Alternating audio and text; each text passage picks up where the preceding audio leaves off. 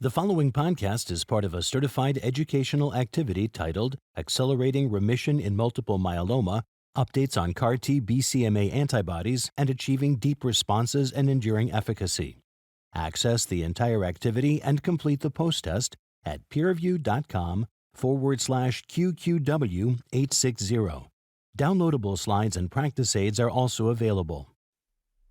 All right. Thank you all for joining us today to talk about accelerating remission in multiple myeloma, updates on CAR-T, BCMA antibodies, and achieving deep responses and enduring efficacy.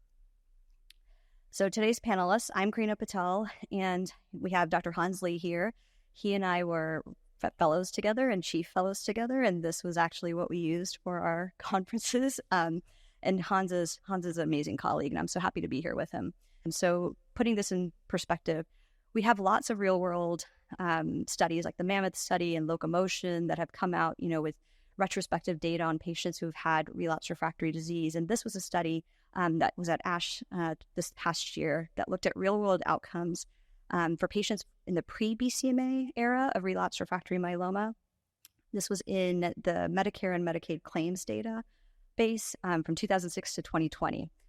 And this was 2,800 patients who were triple-class exposed, 1,300 triple-class refractory, over 1,000 that were 1,100 that were penta-exposed, and 774 patients that were penta-exposed and triple-class refractory. So penta-exposed, again, 2 IMiDs, 2 PIs, and a CD38.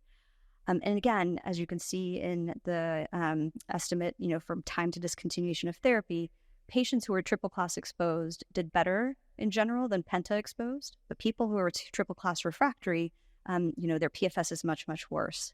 Their time to next treatment, overall survival, and PFS are actually worse. So the more treatments patients have seen, the more their myeloma becomes resistant and aggressive and harder to treat. So the great news is we've had all these new therapies that have come out since 2020. And the first drug was belantamab mafodotin for patients who had 4 lines of therapy. Based on a DREAM-3 study, though, the phase 3, unfortunately, it was withdrawn from U.S. market as it didn't show improvement compared to the standard of care of Pomdex. Then in 2021, ide-cel was approved as a first CAR-T, BCMA CAR-T, for patients with greater than 4 lines of prior therapy. And then soon after, 2022, cilta-cel was approved for patients with greater than 4 lines of prior therapy. And then our first bispecific, BCMA teclistamab, was approved later that year. And then elranatamab was just approved in 2023 in the same category of greater than 4 lines of therapy. Other things that have been happening, we also got FDA approval, our first GPRC5D bispecific, talquetamab, in relapse refractory disease, also greater than 4 lines. And then there's been some changes in the world in terms of with our new studies I'll go over. There's been early line CAR-T studies, and so ide-cel was approved in Japan for early relapse. There's been data supporting BCMA combinations for bispecifics and some for CAR-Ts that are in sequential therapy that are coming out, and then emerging bispecifics like linvoseltamab and alnuctamab as well. So with that, our goals really for today are augmenting your understanding of the evidence supporting anti-BCMA platforms across several lines of myeloma therapy, equipping you with skills you need to develop treatment plans with BCMA CAR-T and bispecific antibodies, including an early relapse, because we're hoping we'll have that soon, and for obviously more heavily pre-treated patients who really need these therapies right now, and then providing guidance on strategies that can be really address practical aspects. These are great therapies, but the logistics are really involved. And once you have it, it works, but there's a lot you have to make in terms of infrastructure to make sure these patients do well. So with that, I will start my talk. So on target for early and sustained remission with BCMA CAR-T. And I always tell people my biggest conflict of interest is I think CAR-Ts are better than bispecifics, but this is not a debate, so we'll just keep going. Okay, so coming back to our patient. So Matthew is a 74-year-old male, relapse refractory myeloma, PS of 1. He had RVD induction, transplant, LEN maintenance, but then progression after 2.5 years. Goes on to DPD, Darapom-Dex, does well for a little while, then has to go on to carfilzomib Cytoxan Dex, has signs of progression after 1 year. CAR-T is planned, but before he can get there, get Selenex or Velcade Dex, bortezomib Dex. So currently is progressing on his most recent regimen after just 6 months of duration of response. So he's triple class refractory. His creatinine is now 1.8. So he's 74. So I'm going to ask Hans. He knows that I have a very opinionated answer to this age, but does age matter for your patient when you're picking therapies? Yeah, that's a great question. So, definitely age is just a number. So there's lots of other factors such as age, comorbidities, performance status that matter as well. And I think another thing to point out that, the traditional criteria to think about for transplant eligibility will be different than CAR-T eligibility. So certainly a patient in their mid-70s, we definitely would consider for CAR-T, assuming they didn't have other major comorbidities.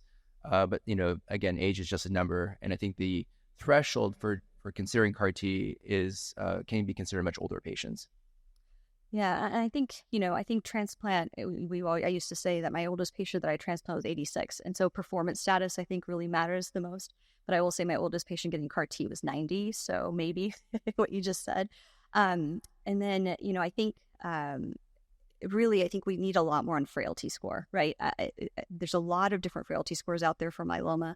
And we need something that's easy, that makes sense. And I think that's going to really help us, make sure we're getting the right patients to these therapies and getting them the best responses and outcomes. Okay, so what about renal dysfunction? Do you change therapy options based on a patient's renal issues? So certainly CAR-T is possible in patients with renal dysfunction. You do need to take in consideration the lymphodepletion fludarabine. So dose adjusting for renal dysfunction based on the creatinine clearance for fludarabine. Certainly, we have in the real world, and there's data out there and that's been published, doing CAR-T in patients with severe renal dysfunction, even dialysis. So it's certainly something that can be done. Yeah, and I just wanted to add, I think with the bispecifics, I think it'd be great to see the difference, right, in terms of outcomes for patients. It's a lot easier to do an off-the-shelf and not have to worry about, especially patients on dialysis. But then those are the patients who are stuck to dialysis, and if they can get a treatment-free period, that's actually going to help their quality of life, right? So it's a double-edged sword. So I think I agree that if I can get them to CAR-T, I really do try. And our PharmDs are so helpful during all of this, especially with their renal failure patients. Okay, and then I can take this one. So when should you begin planning for thinking about CAR-T? And since I do CAR-T, it's been really tough in the myeloma side of things. The first year or two, we had really slot limitations, and it was really hard for patients who were outside to come in and for us to have them, get a slot in time when their myeloma was controlled. I will say for the last year and a half, it's gotten much better. But I do need to see those patients sooner because, again, when they're really relapse refractory, their disease just takes off. We have a couple of patients in the hospital right now. They're supposed to get apheresis next week, and they possibly have leptomeningeal disease or plasma cell leukemia. So now we have to deal with that before we can actually collect their cells. So especially in these late-line patients, the earlier we can see them, the more we can actually plan to get them the right bridging and get them to actual cell infusion. Okay. So could we have considered earlier use of CAR-T? So, let's say that he's now had RVD induction, progressed after 3 years of LEN maintenance, started on DPD. We know some of the studies we're going to talk about, you can potentially, because he had early progression after maintenance, right? We usually say 2 years, but to me, even 3 years is still early relapse than what I would expect. Is there evidence that you think that we can plan for CAR-T after maintenance? Yeah, absolutely. And I knew you're going to go into these studies in a lot more detail, so I don't want to steal your thunder. But certainly there is evidence, particularly with CAR-T4 in this particular setting. Would you do it once it's available? Yes, absolutely. I would definitely. I think it's an informed decision to make with the patient to discuss the risks and benefits.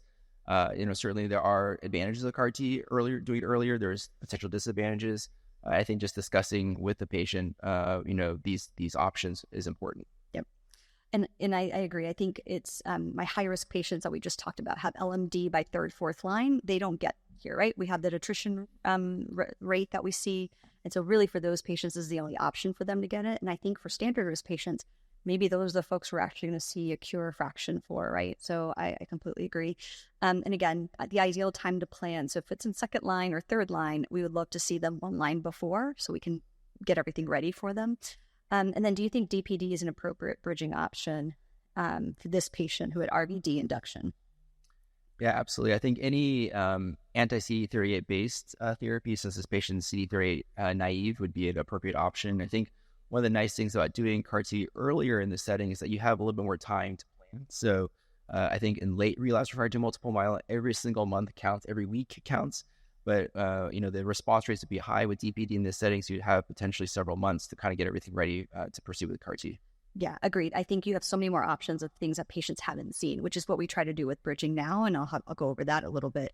You have so many options that we know that work really well. So, okay.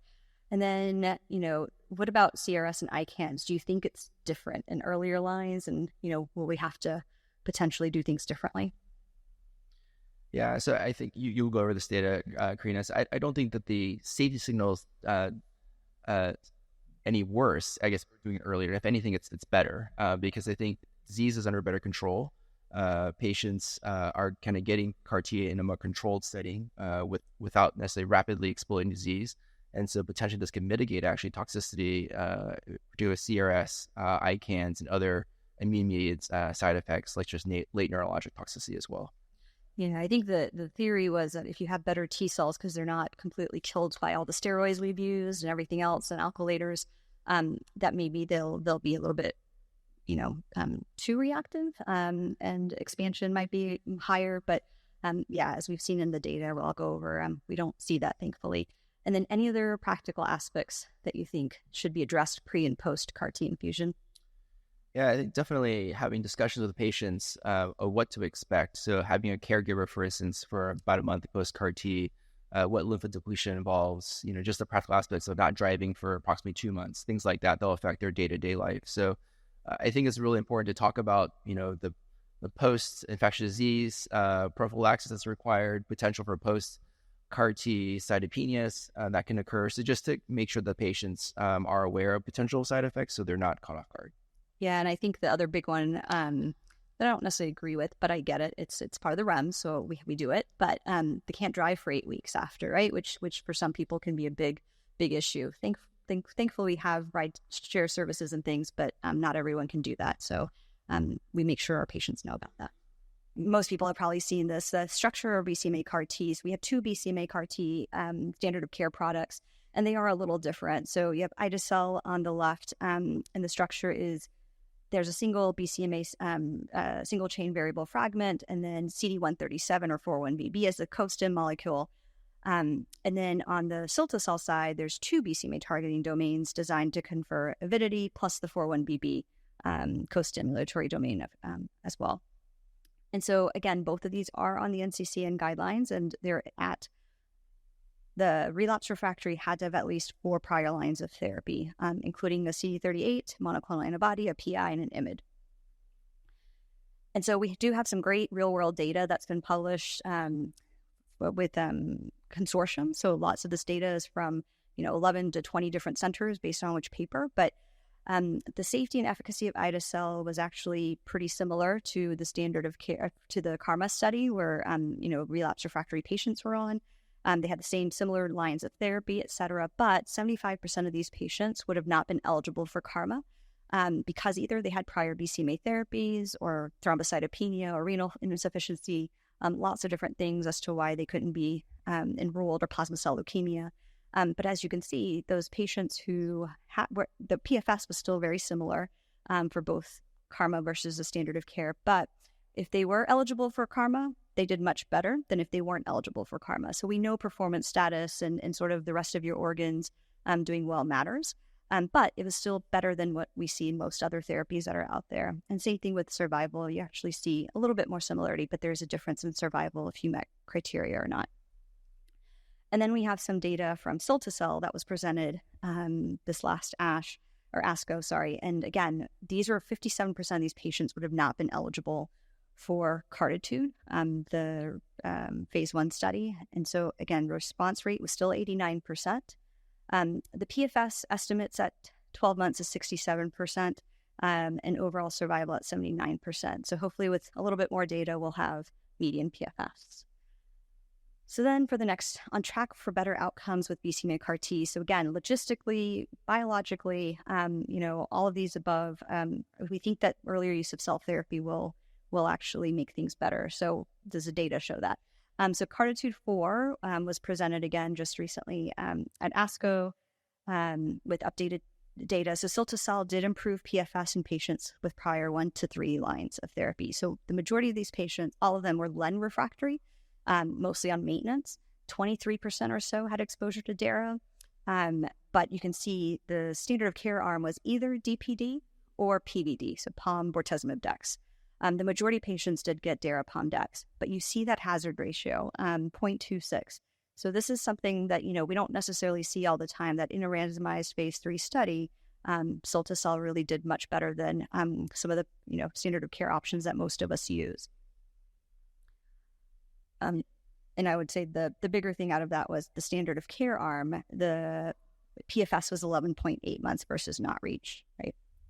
So then looking at the forest plot, this is small numbers, but when you look at those patients who had high risk versus refractory disease compared to the standard of care, every group actually still did better with cilta-cel than the standard of care options, including those who had any of our high-risk features, 414, 14, 16, 17P or 1Q, had 2 of the 4 markers, so ultra high risk, as we call those patients.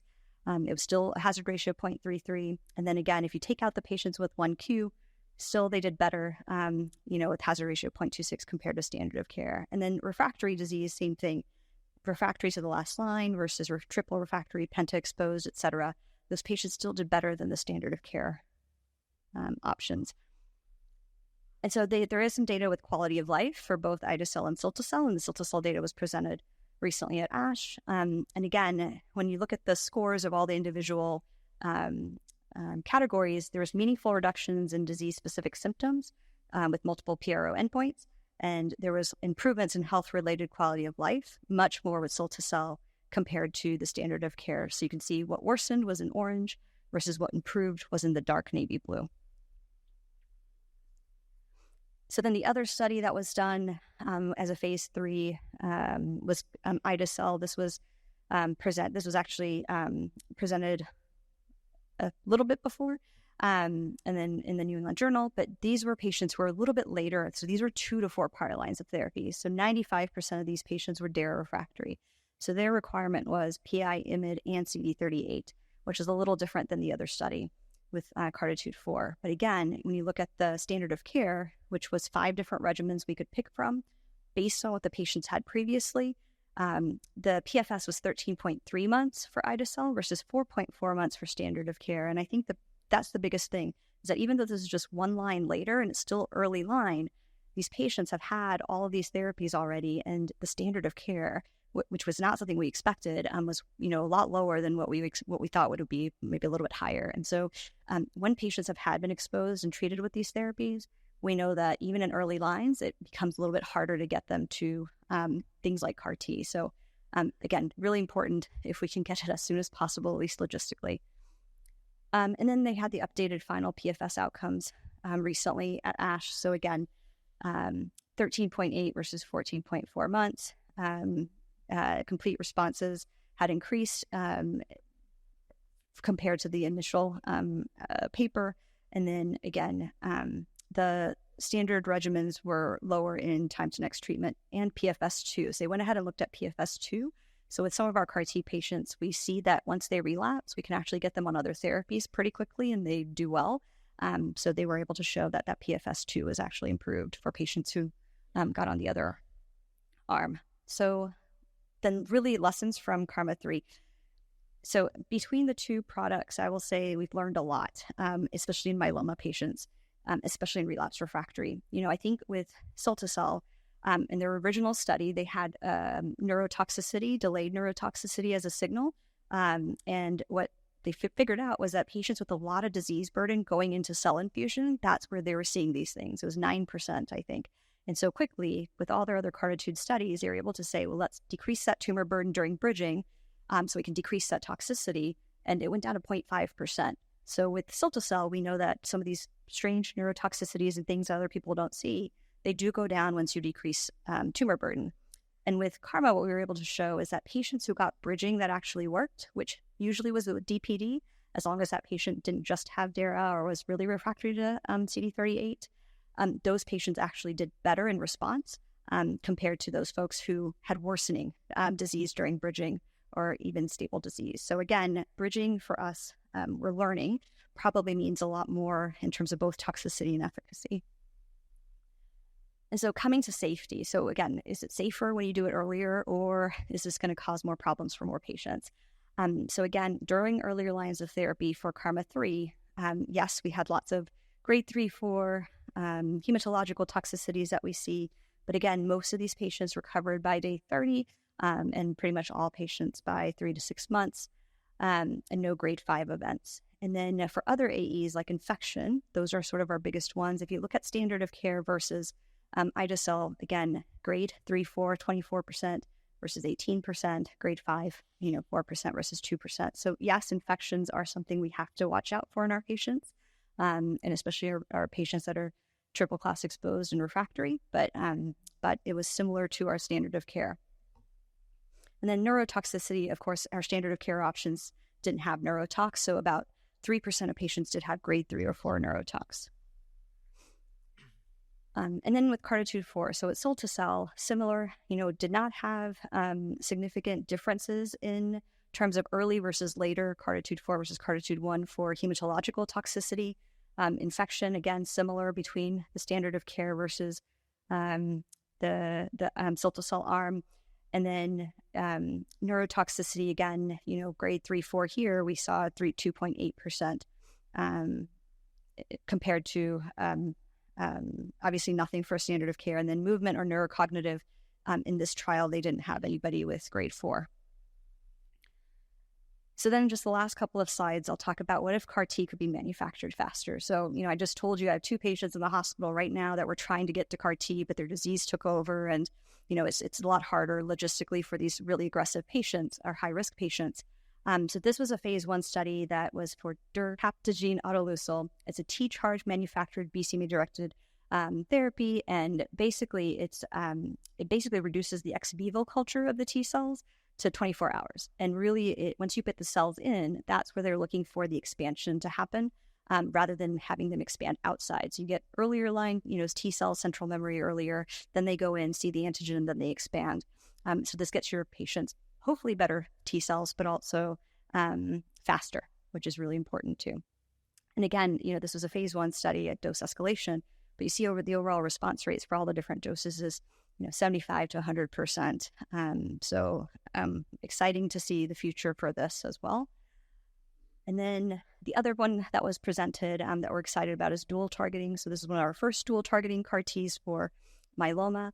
This was looking at BCMA and CD19 CAR-T construct. So BCMA, we know, myeloma has.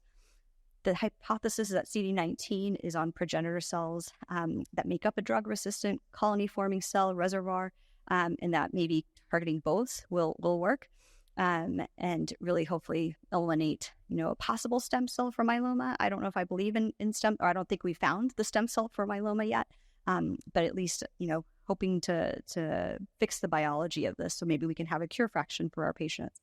And again, the study was looking at it in first line. That was presented just at ASH.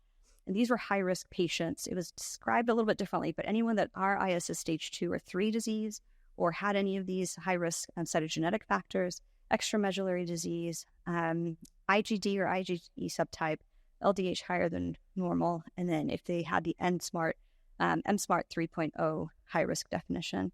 And again, at least month 1, 6, and 12, you can see these patients have had MRD undetectable 100% of all the patients that were evaluable. So I'm excited to see the long-term follow-up for this study as well. And they make those cells very fast as well. CAR-T and myeloma that I have. Referral to certified healthcare facilities required for patients' collection and administration of CAR-T. So please at least start 1 line prior to get them to us so we can work on getting, everything planned. And then consider implications, when planning for use in earlier lines of therapy. This is going to be a lot more patients that we need to bring in. So, do we do high-risk patients? Do we do patients that we think have, the ability for a cure? And I will say for me, it's patients who don't even get to CAR-T right now because their disease is so bad that those are the first patients I'm really going to try to get this to.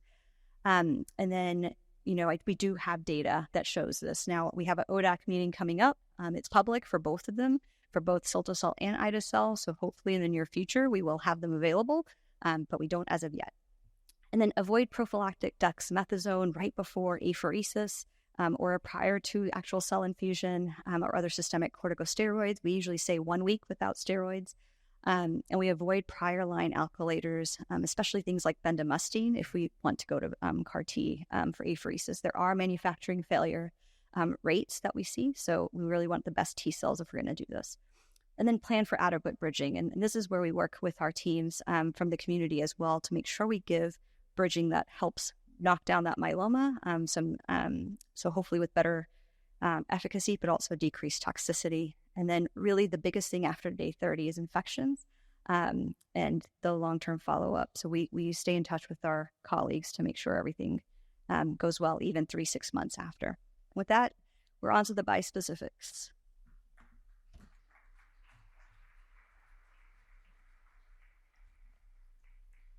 Great. Thanks, Karina, for that amazing presentation. It's a great privilege and honor to be presenting on BCMA bispecific T-cell antibodies in multiple myeloma. So I'll start with a case. So Marcia is a 67-year-old woman with relapsed refractory multiple myeloma, had a PS of 1 at presentation, and had high-risk features with amplification of 1q21. Received Dara-VRD, then autologous stem cell transplant, followed by lenalidomide maintenance therapy, and then progressed several years thereafter, and then received Dara-Pom-Dex, then carfilzomib cyclophosphamide dexamethasone, and then selinexor carfilzom dexamethasone with shorter duration response with each line of therapy. And this time, the patient has a very aggressive relapse. The light chains are going up, the renal function is getting worse, the patient has new bone lesions. And so the question is, what would be the best choice of therapy at this time? Yeah. Turn it to Karina. These are the things I get nightmares about because unfortunately we've had patients where we tried to do CAR-T and we never got them there, right? So now that we have bispecifics, it's been a huge blessing. So I would, in a heartbeat, do a bispecific. And I guess in making that decision, what were the considerations of CAR-T versus bispecific in this particular case? Yeah, I think it's logistics. It's not, that I think this patient's eligible for CAR-T. And if I could do it, I want to, so they get that treatment-free period. But if I can't get them to that treatment, I also don't want them not to have gotten at least a bispecific where there is great response rates and PFS too. Great. And if a bispecific antibody is chosen, as you had previously mentioned, what are some of the logistics of step-up dosing that you'll discuss with the patient? Yeah, I just call you and ask you. No, I'm just joking. So yes, and each drug is a little bit different, right? But obviously there is some hospitalization required in the REMS and, for the step-up dosing. And most of these are really low dose, then next dose, and then and higher. And I think you're going to go over some of the specifics, but, sub-Q versus IV. And then do we, give TOC when, DEX when? Can we do it outpatient eventually? So I think there's lots of things in the making. Yeah, I think this is a work in progress for the myeloma community, is trying to figure out the optimal way to do step-up dosing and potentially make it easier logistically, even in the outpatient setting potentially as well. And then finally, so assuming that the patient started on a bispecific T-cell antibody, what are some of the safety considerations, infection, CRS, neurotox that you consider? I guess that's question one. And then I guess compared to CAR-T, how would you think about them, relatively speaking? Yeah, I think the CRS and neurotox, yes, they're there, and we see them, especially in patients with a lot of disease. But they're always like 1 log lower than what we see in CAR-T, and so a little bit easier to treat. I do think infections are the biggest one, though, right? There's a lot more infections because it's continuous therapy. Not only do you get, T-cell use and exhaustion, but you get hypogamma, plus you also get neutropenia. So you're really knocking things down for a long time. So it's so important to make sure these patients are on the right prophylaxis and IVIG and all those things to try to prevent those infections or treat early. And practically speaking, what prophylaxis do you use? Yeah, so PJP prophylaxis, anti-shingles, and then IVIG. And then if someone's neutropenic for a while, we even might do antibacterial and antifungal. Great. So as Karina mentioned earlier, this has been a really, really exciting time for multiple myeloma in the last 2 to 3 years. We now have 5 new T-cell redirecting therapies approved for the treatment of relapse refractory multiple myeloma. And this segment of the talk will be focusing on the Bispecific antibodies, elranatamab, talquetamab, and teclistamab. And so we now have 2 BCMA bispecific antibodies approved for the treatment of relapse refractory multiple myeloma, teclistamab and elranatamab. And both essentially are bispecific antibodies that bind to CD3 on the T-cell receptor and BCMA on the plasma cell and brings the plasma cell and T-cell in close proximity and then leads to tumor cell killing via the T-cell mediated mechanisms. And so the initial approval of teclistamab was based on the pivotal MajesTEC-1 study, which is a phase 1, phase 2 study evaluating teclistamab in relapsed refractory multiple myeloma patients that were largely triple-class refractory. And the response rates were really unprecedented at the time for an off-the-shelf product, 63%. So we say that 60 is the new 30 now for relapsed refractory multiple myeloma trials. And importantly, the majority of patients who respond had very deep responses. So the majority of patients had very good partial response or better.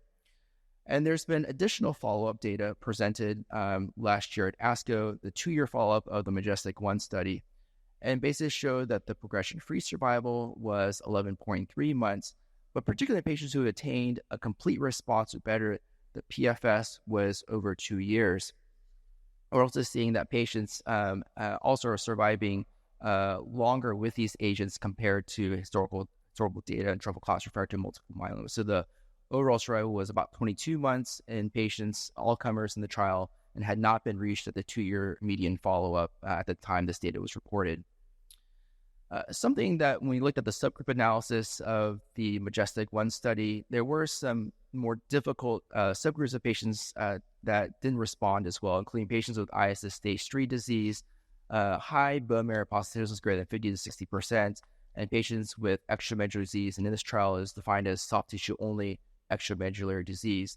And this is not unique to teclistamab, but is also seen with elranatamab, with the MagnetisM-3 study as well. And so this is an area that continues to be a focus in research, trying to think about ways to optimally combine therapies rationally to improve even in these high-risk subsets of patients. And something else that we're also seeing now that these drugs have regulatory approval is real-world experience. So there's been several groups that report real-world experience with teclistamab used in the standard of care setting.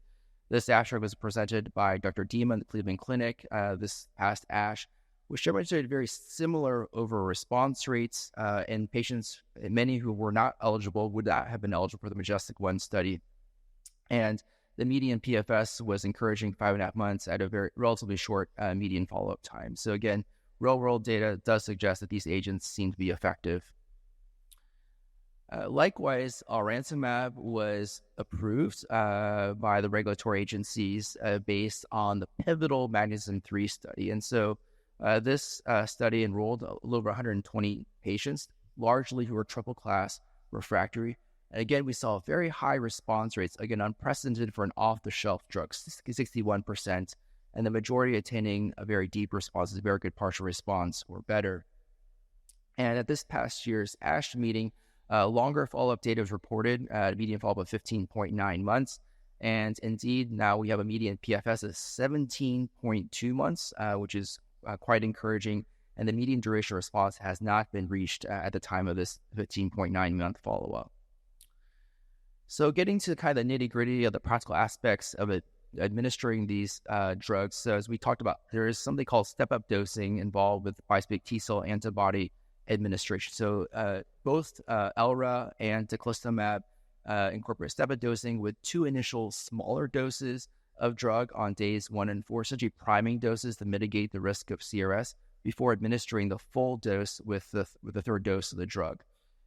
There are also some differences in the administration of these agents. So teclistamab, as you can see on the far right column, has weight-based dosing, whereas elranatamab is fixed dosing. Some of the logistics of hospitalization are a little bit different based on the package insert. So with teclistamab, hospitalization for 40 hours recommended after the initial first 3 step-up doses. With elra, it's recommended 40 hours at the first step-up dose and 24 hours at the second step-up dose. And also the frequency of dosing, as per the package insert, also differs a little bit between teclistamab and elranatamab, although there is a lot of variation to how we do this in the real-world setting. In terms of safety with both teclistamab and arantamab, which is on this slide here, the main adverse events were hematologic related. So we do see cytopenias with administration of bispecific T-cell antibodies, cytokine release syndrome, and infection. And in terms of cytokine release syndrome, largely these are grade 1, some grade 2, and rarely grade 3 or higher events. So again, the CRS is very, very manageable with bispecific T-cell antibodies. But I think the main concern I think we're seeing as a class of these drugs is infection. So Karina alluded to this earlier. This is something that we're definitely learning as a community of how we can mitigate the risk of infection in these patients getting these treatments over a prolonged period of time. And so it's absolutely important to be very aggressive with prophylaxis. So antiviral prophylaxis with acyclovir or valacyclovir, PGP prophylaxis should be mandated in all these patients, and IVIG given prophylactically to keep the IgG levels more than 400. So this is absolutely critical. And I think with these measures, we're seeing improvements in the infection rates in the real world when these measures are employed, and also in ongoing clinical trials as well. So back to our case. So this is our patient, Marcia, and the patient received, again, fourth-line selinexor, carfilzomib, dexamethasone, had very short duration response, had a very aggressive relapse. We talked about arantamab and teclistamab, but we do know that there are some emerging bispecific T-cell antibodies in development, some that also target other antigens besides BCMA. So any that you would consider in this situation? No, I think there's so many of them, and I honestly don't know which one's better than the other, but it comes down to logistics. And I know that some are weekly, like Linvo, where maybe, patients don't have to be in the hospital as long. Then there's data from elnuctamab with some amazing PFS. So, I think it's hard to compare, but just great to have options for all our different patients. Yeah, absolutely. And then, of course, and we'll talk a little bit about some of the non-BCMA targeting bispecific T-cells as well, targeting FcHR5 and GPRC5D. And so, again, a great wealth of options, fortunately, in this particular setting that we have with the bispecific T-cell antibodies. And so there are several other BCMA T-cell antibodies, bispecific T-cell antibodies currently in development with fairly mature data. You can see here 3 of them listed: linvoseltamab, ABB383, elnuctamab. So some are given intravenously, like linvoseltamab, ABB383. Some are given subcutaneously, like elnuctamab. The schedule also differs a little bit sometimes, the administration and the frequency of dosing. And then cevostamab, which is a first-in-class FcHR5 bispecific T-cell antibody, also with very encouraging mature data to report. So linvoseltamab is a BCMA bispecific T-cell antibody, and it's being studied in the Linker MM1 study, which is a pivotal phase 1, phase 2 study evaluating linvoseltamab in relapsed refractory multiple myeloma patients who are largely triple-class refractory. And in updated data reported at the ASH meeting, the primary endpoint, which is overall response rate as adjudicated by the Independent Review Committee, was 69% at a median follow-up of 8.1 months. And again, was also very, very encouraging to see that the majority of these responses are very deep. So the majority of patients attaining a very good partial response or better. I do want to mention that there was also a press release a couple months ago around the time of the ASH meeting with a longer follow-up of 11 months, which did report a higher overall response rate of 71% as adjudicated by the IRC, and a complete response rate of 46%. And this source plot does demonstrate that the responses with linvoseltamab do seem to be durable and deepen with time. And so at a median follow-up of 8.1 months, the median progression-free survival and median duration of response had not been reached. The 9-month estimated progression-free survival was 73% at this particular data cutoff. And in terms of side effects, the CRS profile is depicted here on this slide. So the CRS rates are relatively low, 46%, the majority being grade 1 in severity. And somewhat because of the IV formulation of linvoseltamab, the kinetics of CRS are also slightly different than subcutaneous formulation. So CRS typically occurred within the first 24 hours and resolved within 24 hours. And this sort of had practical implications on the step-up dosing schedule as well. And so linvoseltamab was initially given at 2 initial doses of 5 milligrams, 25 milligrams dosed 1 week apart, with a 24-hour hospitalization required for each of the first 2 step-up doses, and then we transitioned to outpatient for the target dose of 200 milligrams, which was rapidly de-escalated to every other week dosing, and actually then to every 4-week dosing by week 24 if attaining a very good partial response or better. And recently announced a few days ago that this study is now under review by the FDA for potentially approval with PDUFA date in August of 2024. And the Linker MM3 study is comparing linvoseltamab versus EPD in a randomized phase 3 study. So alnuctamab is another BCMA bispecific antibody also in clinical development. Its structure differs a little bit different than the other bispecific antibodies I mentioned earlier. So it has a 2+1 format, which basically means that there are 2 BCMA binding domains on alnuctamab and 1 CD3 binding domain. Initially, it was studied intravenously, but now it's transitioned to a subcutaneous formulation, as you can see here with step-up dosing as with the other BCMA bispecific antibodies. And also, you can see here there's rapid de-escalation of the frequency of dosing, and it goes to every 4-week dosing for cycles 7 and onward, which is nice to see in a prospective fashion.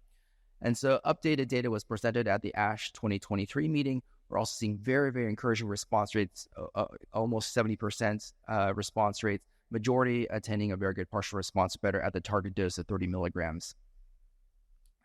Now, I think a big question is are there really any differentiating factors between these BCMA bispecific antibodies beyond just route of administration, step-up dosing schedule, dosing frequency? And indeed, there might be some differences in these bispecific antibodies, mainly because they bind to different epitopes on the BCMA antigen. This is work done out of the Calgary myeloma group at Nazar Baylis's lab, which described for the first time a mechanism of antigen escape as a mechanism of resistance, basically missense non-truncating mutations on the BCMA extracellular domain that basically prevented the binding of teclistamab and rontumab to the plasma cell. And when they modeled these point mutations in cell line models, they noted that when they tested, for instance, these cell lines with these point mutations with alnuctamab was able to retain binding to BCMA, whereas teclistamab and rontumab wasn't able to in this particular setting and induce myeloma cell killing. And probably the reverse would be true if there were alnuctamab point mutations that developed resistance, and prior to teclistamab or rontumab would probably be able to bind in this setting as well. So again, it's just a very, provocative study that maybe we need to dig a little deeper in how we profile tumor-associated antigens, BCMA, GPRC5D, and selecting these drugs. So back to our clinical consult. So this same patient, Marcia, our 67-year-old woman with relapsed refractory multiple myeloma, again, had a partial response to selinexor, carfilzomib, dexamethasone as fourth-line therapy. In this setting, we actually took heart Karina's advice early about planning early. And so this patient was actually able to get CAR-T therapy right after fourth line and got essentially selinexor KD as bridging therapy. And then the patient did have progression after 1 year of therapy. So the question is there a role for using BCMA bispecifics in this particular context? Yeah, I think this is the place where I use it all the time, right? We know that the patients have had a year without any other therapy. I don't worry about BCMA mutations. They're doing well because they're off everything. Their quality of life is great. And it works. I think the question you're going to talk about is, do we use a different target instead or not? Great. So briefly about sequencing with BCMA bispecific T-cell antibodies in multiple myeloma. So we do have data from both the Majestic-1 and the Magnetism studies of data on patients receiving these drugs who were exposed to prior BCMA ADCs or prior CAR-Ts. And what's very encouraging is that we are seeing very high response rates, exceeding 50% in some cases, depending on the drug that was received. And with the Magnetism data, we're seeing also with longer follow-up that the median duration response and the median progression result is also quite encouraging, particularly in patients who receive prior BCMA CAR-T-based therapy. And so there are a few other targets that are being looked at for relapsed refractory multiple myeloma with bispecific T-cell antibodies. FCHR5 is an antigen located on chromosome 1q21 and increased expression on patients with 1q21 gain or amplification. And data has been reported over the last several congresses with cevostamab, which is a first-in-class FCHR bispecific T-cell antibody with very encouraging over response rates, almost 60%. And importantly, patients with prior BCMA or prior BCMA exposure also responded to this particular drug. And briefly, GPRC5D is another novel target for relapsed refractory multiple myeloma. We now have the first-in-class GPRC5D bispecific T-cell antibody approved for the treatment of relapsed refractory multiple myeloma with talquetamab. And in the pivotal Monumental 1 study, there are 3 different cohorts, two that explored different dosing strategies, a weekly or every other week talquetamab, and one that looked at patients with prior T-cell redirecting therapies.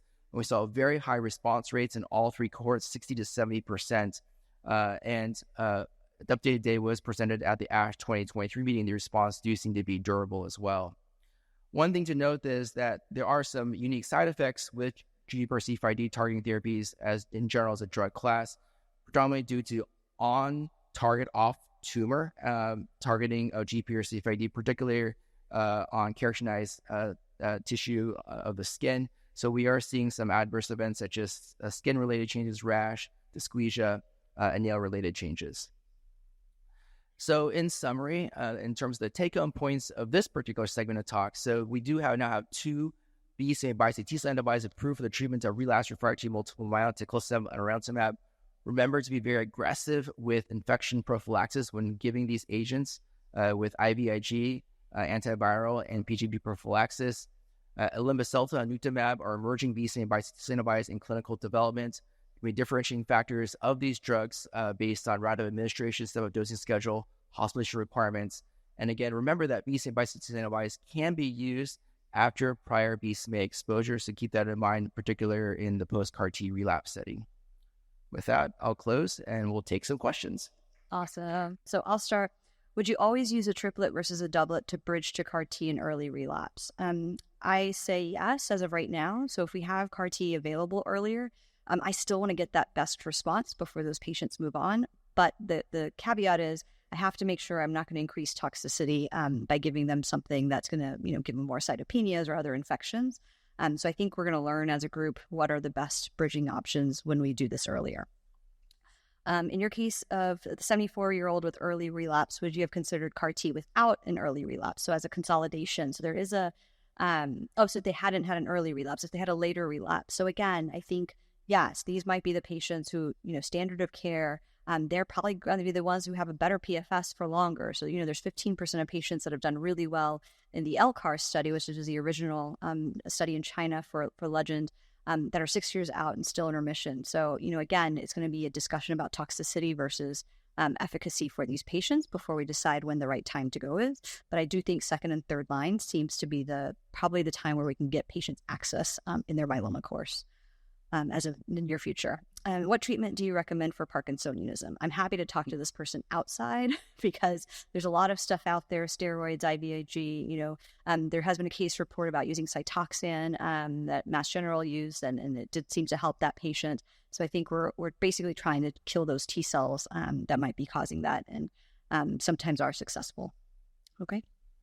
And a couple of questions here. So in a country that has limited access to tocilizumab or has not the indication to use in CRS, is there already some way to use bispecifics in a safe manner, or do we definitely need to have that tocilizumab, or do we need that approval? And so I think this is a fantastic question. I think access to bispecific T-cell antibodies is still limited, I think, largely in the community, also globally as well, mainly due to some limitations with tocilizumab access as well. And so corticosteroids can also be a way to mitigate and treat CRS. So I think giving dexamethasone, and I think in some centers, dexamethasone is first-line therapy for the treatment of CRS. So it's something to keep in mind. We have another sort of question on resistance mechanisms of BCMA bispecific T-cell antibodies and CAR-T.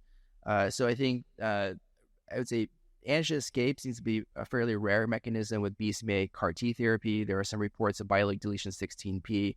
I think antigen escape is probably a more important mechanism with the continuous therapy with BCMA bispecifics, either with antigen loss or tumor-associated point mutations. And I think there's someone at the mic. Sorry, I can't see who it is. Hi, Dr. Patel. Murli here from City of Hope.